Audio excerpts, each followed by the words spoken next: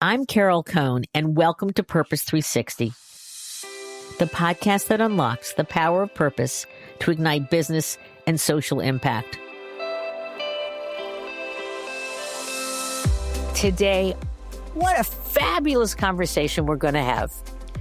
My guest is someone I've admired for many years, a true champion of corporate social impact and a guiding force behind the field's evolution. Andrea Wood is my guest, and we're going to have this delightful conversation. Andrea is now 6 months into her new role as President and CEO of the Association of Corporate Citizenship Professionals, affectionately called ACCP. But her journey began at two purpose-infused companies, Target and Best Buy, where she helped shape the next generation of CSR strategy. At Best Buy, Andrea had the unique opportunity to work under the leadership of Hubert Joly, one of the foremost thinking CEOs in embedding purpose at the core of business transformation. Andrea is also co-creator of the Best Buy Teen Tech Centers, a huge standout in corporate social impact, and we're going to get into some of its secrets for success. Andrea brings that same clarity, conviction, and collaborative spirit to ACCP at a pivotal time for the field.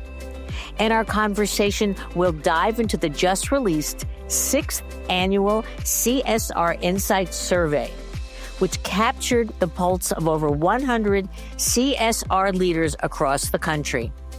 What emerged is both sobering and energizing. While 43% of the respondents say their teams are growing in visibility, responsibility, and career advancement, they're also navigating intense scrutiny, particularly around ESG and DE&I. We'll explore what that means for CSR professionals today, how they're adapting their priorities with more emphasis on workforce development, K-12 education, food insecurity, and environmental sustainability. Andrea offers not only insights, but inspiration on how the field is maturing, how AI is transforming productivity, and how leadership grounded in values can help CSR evolve from a cost center into competitive advantage. So let's begin. Welcome to the show, Andrea. Thanks for having me. It's my pleasure. It's an amazing organization. And I want to start out by just saying congratulations on the new role. I know that there were big shoes to fill with Caroline Berkowitz. I actually had her on the show a couple years ago. So we're going to hear about the new direction. And what's exciting also today is that Monday in my news feed, I got your new annual CSR Insights Report. This is a great, great piece of data, and that you did it with your cause from Blackbaud. So I know we're going to get into that. But first, a little bit about you. Tell our listeners and our viewers about your career, and especially the roles that you played at Best Buy and Target. Thanks again for having me. I'm excited about being here today and to talk about the work of ACCP. Just a little bit of background before I talk about me. ACCP is a premier membership organization for corporate social impact professionals. And actually, I was a member for years, first in my role in community relations at Target and then in social impact at Best Buy. So I know firsthand the benefits of being a member and the community that we create. We really help our members lead with purpose by connecting them with practical insights and data and tools and peer learning that support both the business side of things and the social impact side of things. For me, particularly, I spent most of my career in the corporate sector, first at Target, where I was in first at Travelers, where I was in corporate communications. Then I moved to Target in corporate communications. And from there, I moved on to the community relations side. And then I moved to Best Buy. I spent 13 years at Best Buy, all on the social impact team, and really was able to help launch the signature program of Best Buy, the Best Buy Teen Tech Centers. We're going to get into that in a minute because I love that program. It's great. I love that program too. And it was really, I loved being at Best Buy. I loved being able to bring a program like that to life. And of course, an amazing team, amazing CEO as well. I was there. So I learned a lot about corporate social impact. And now I'm really excited to bring that knowledge of the profession to ACCP, where we can think about how best to serve our members and how we can help them with the ultimate mission of helping our members increase their impact overall. So everybody's trying to make a positive difference in the world. How can we help and create a supportive community where our members can thrive and where they can do the best work? So I want to go back to go forward, but I have to ask about Hubert. I'm just curious about were there one or two things that you being in his constellation that you took away, which we could share with our listeners and viewers?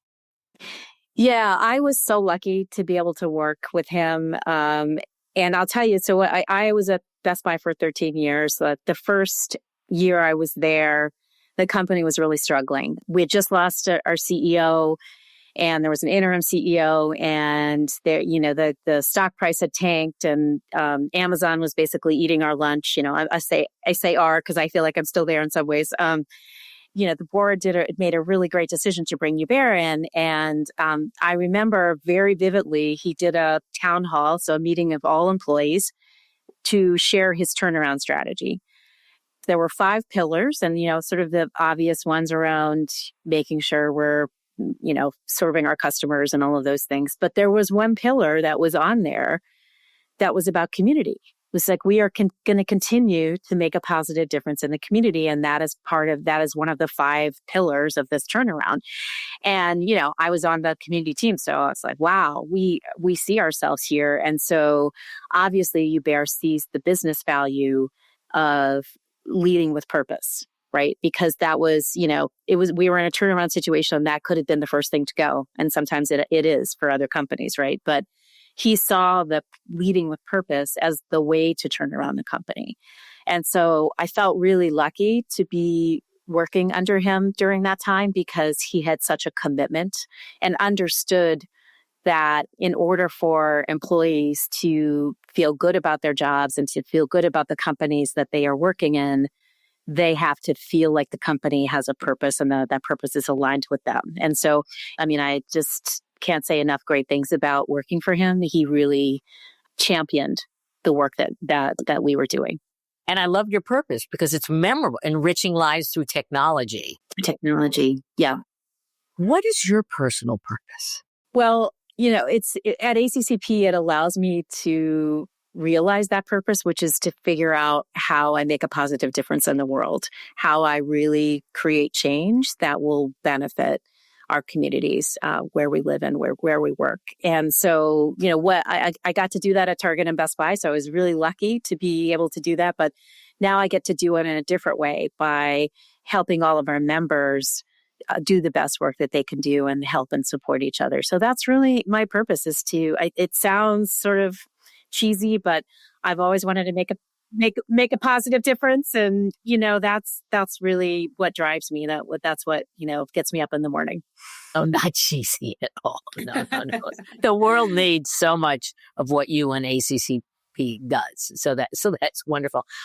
So I'm curious, I know that you are an incredible learner. That's one of your traits, and that you do great listening. So when you did your initial listening tour with members, I'm curious about what were the top things that they were saying. I think the biggest thing that our members want and need and get from ACCP is community. We have these online forums where you can post a question and say, hey, I'm struggling with how to respond to the disaster in Texas, the flooding. And you'll be amazed at how many members respond and say, here's what we're doing. Here are some great resources. How can we help you? And even businesses that are sort of competitive in the business world, they are not competitive in our world. They want to help each other and they want to support each other because, at the end of the day, everybody's trying to do good work and make a positive difference. Your 6th annual CSR Insights Report just came out, and you have some incredibly important findings, and especially since we're living in a highly politicized, there's wars, there's cultural wars, and the words DE&I and ESG, and maybe even, I'm not so sure CSR is being beaten up that much. But you asked the question, I thought was interesting, about to your members. Are they very concerned? Are they partially concerned? Are they not concerned at all? And I want to read these numbers out because, you said 18% were very concerned about what was happening. And then 25% were concerned, 29% somewhat concerned, and 28% not concerned, which is a really broad spectrum. You've got all of the community that you're creating and supporting. What are you saying with that to them and with them regarding navigating these roiling waters? I think that our members are concerned and they are, struggling to figure out how to continue to do this work. But the majority of them are continuing to do the work and they're just talking about it differently. So, we talked about some of the language changes that companies are making that help. I would say it's not about making changes to language to make it more palatable. I think it's actually helping explain what the work is and how we're doing it, right? And so companies might be reaching out and serving communities that are, don't have as much investment or underserved. They, may have the same partners, but they want to talk about it differently. They may want to talk about it as workforce development or economic mobility, which is, to be honest, what they have been doing, right? They just have not been using those words. And so explaining their work that way helps others understand this is what I'm trying to do, right? To help these communities where they don't have as many resources or opportunities, right? Because of the, and I'll give you one example in the Twin Cities. I like to use this example because I was very much involved in this. The Twin Cities, Minneapolis and St. Paul, we have an aging workforce. We have a lot of corporate headquarters, a lot of big companies who are focused in the Twin Cities and an aging workforce. And then about 100%, I think this is not an exaggeration, 100% of the young people who are coming up through the pipeline who are going to be taking over the jobs, from the demographic changes and retirements are from communities that are very diverse. So when you look at the business side of this, businesses in the Twin Cities are looking at, oh, wow, okay, we've got an aging workforce. We've got a lot of folks who, are heading to retirement. We're going to have these jobs. We want to recruit in our hometown. This is where our headquarters is. If we don't reach out to those young people and make sure that they have the sufficient training, education, and opportunities to become ready for these jobs, we're going to have people to fill these jobs in the future. And so looking at it from that perspective and then being able to explain that to both internal and external stakeholders to say there is a business value to investing in these communities because these are our future workers, right?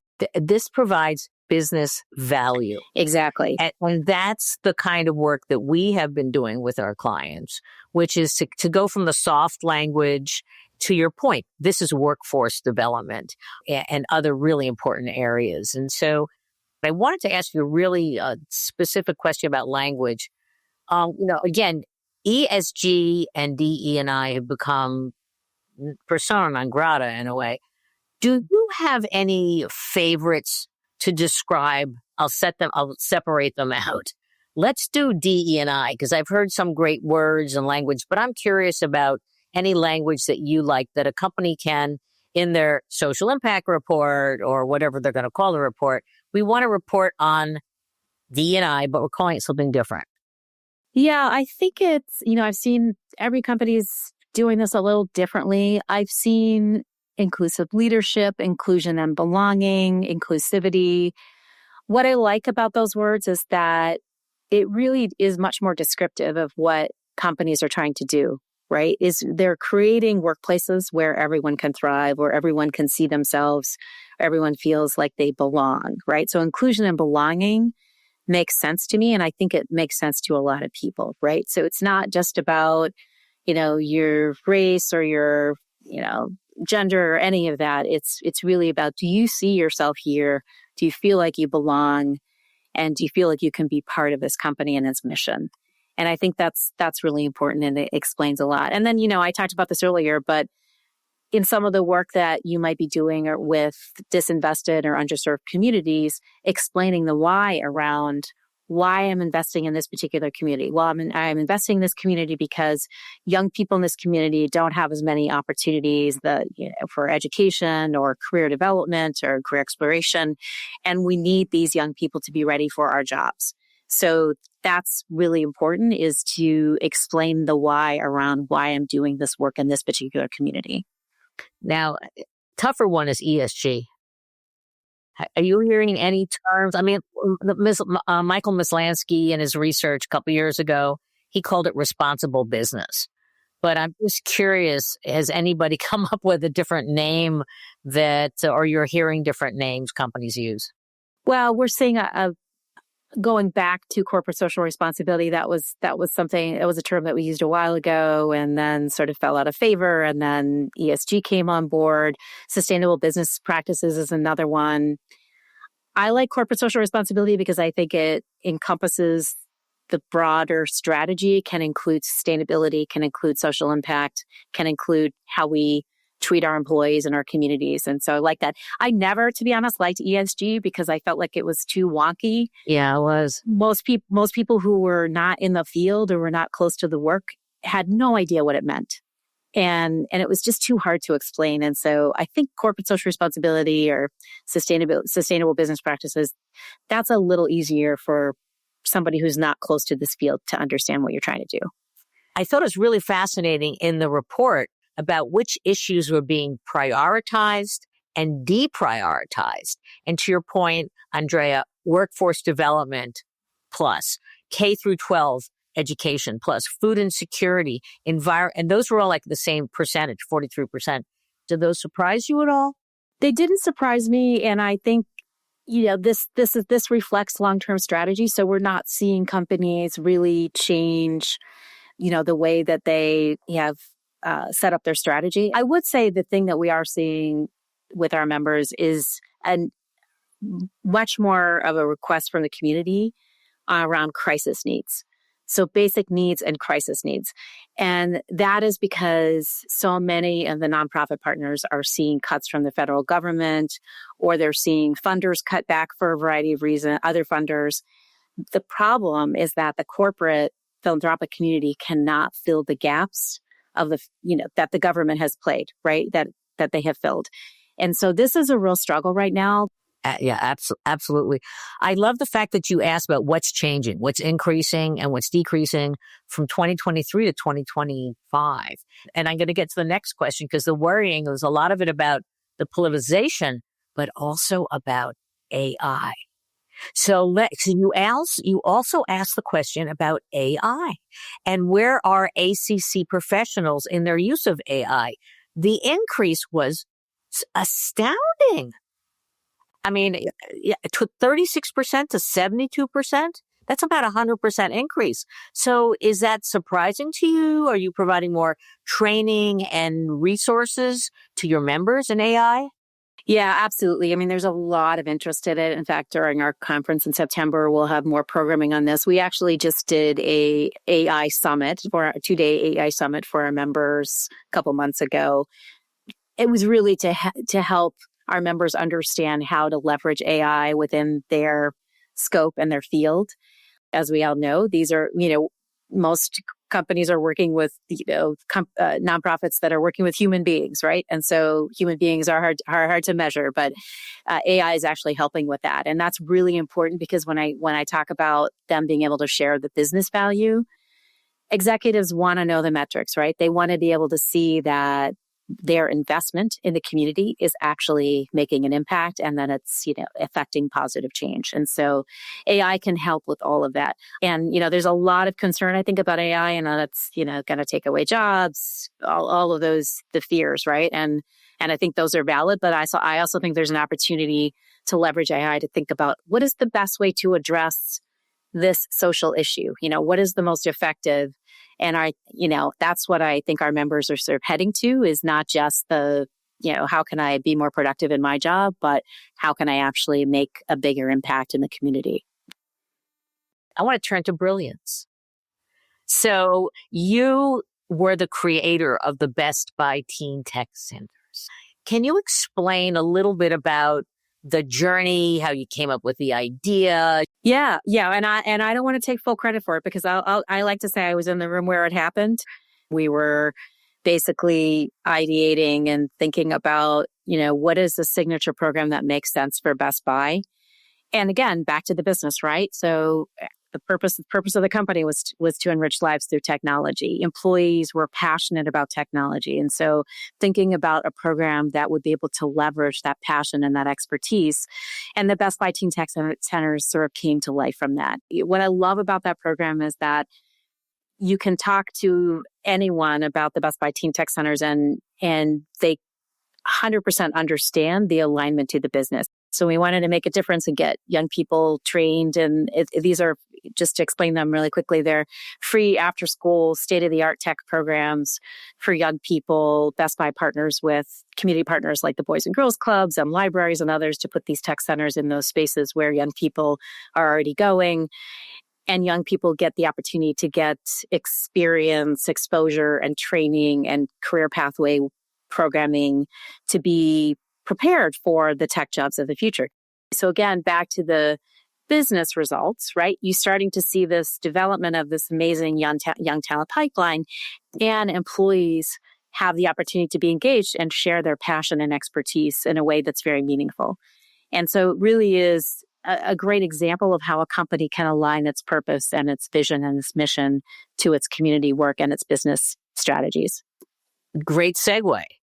I know we talk a little bit about measurement, but let's talk a little more about measurement, which is what are you seeing in the measurement arena? We're trying to tie it closer to the business.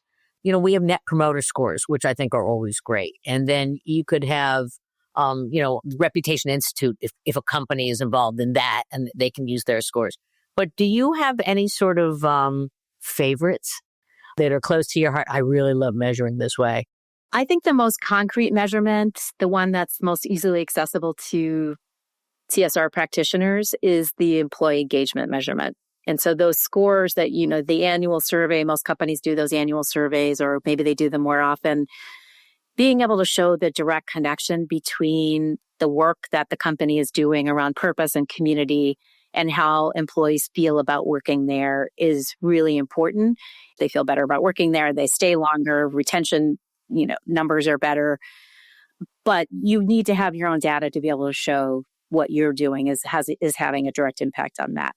I would say it's hard sometimes because those surveys, they don't want them to be too long. And, sometimes our members have to fight to get a question or two on. I know. We're always, we can get one question. That's exactly, so which, I understand that, there's a lot of competition for those questions, but it is really important. And I think it's an easy way for CSR practitioners to show the business value of their work. Equally important is customer data. That's harder to get. Do I send out this customer email about this new product, or do I send it out about community? And you're always competing for space and attention. But if companies are able to measure the impact of how a customer feels about your brand because they understand and know what you're doing in the community, it could be golden. We know, again, we have lots of data to support that community impact drives reputation.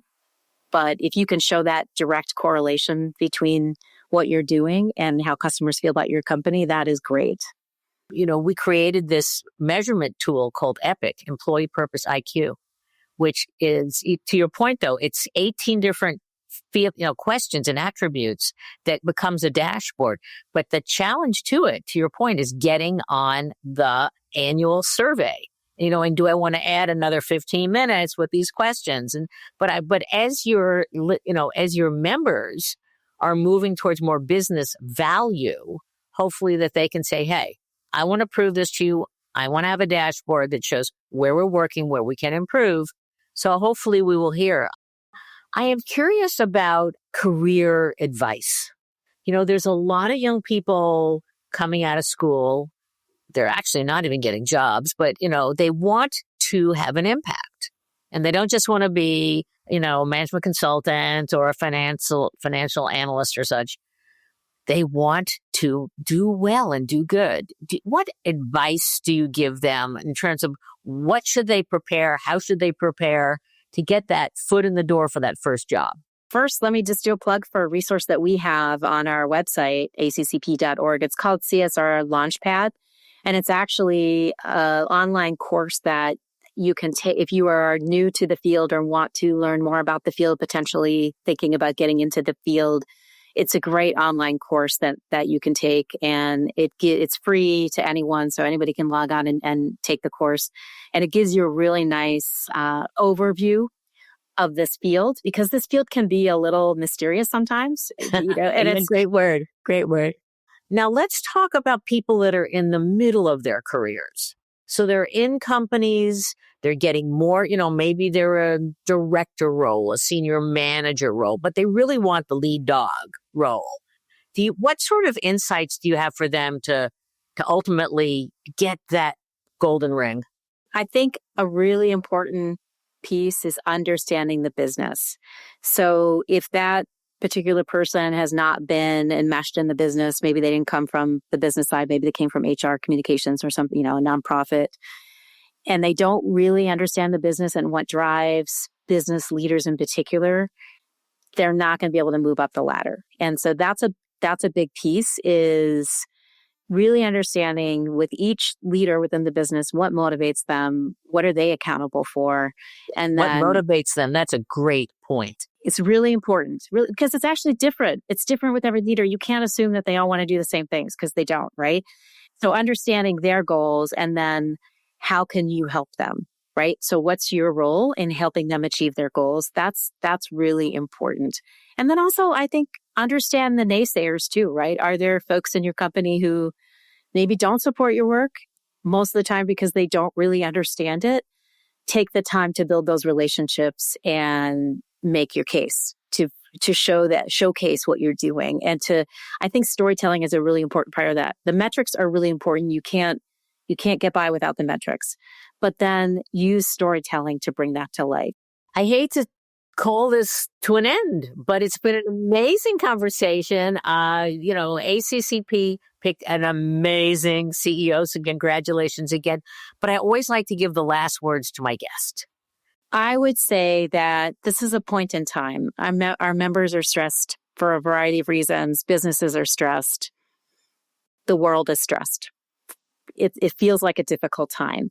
And my words of encouragement are that we have been here before. We might not have been exactly here before, but we have been here before in times of strife and difficult times, and we have made it through. And the more that we can help companies just stick to their strategies, continue to make the positive impact they're making, continue to talk about both the community and business results, the more successful we're going to be in the long term. And so my advice is to keep this in perspective. This is a point in time.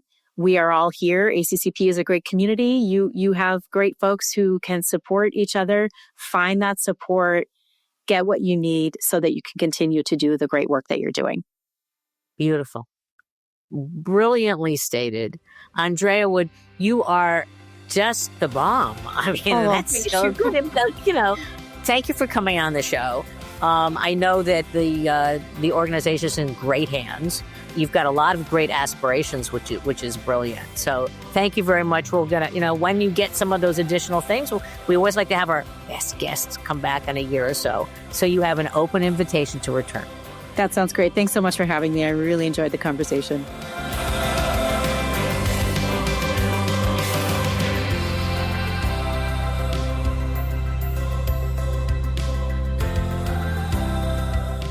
This podcast was brought to you by some amazing people, and I'd love to thank them.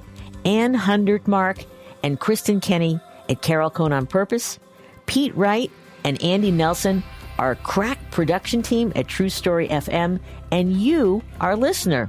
Please rate and rank us, because we really want to be as high as possible as one of the top business podcasts available, so that we can continue exploring together the importance and the activation of authentic purpose. Thanks so much for listening.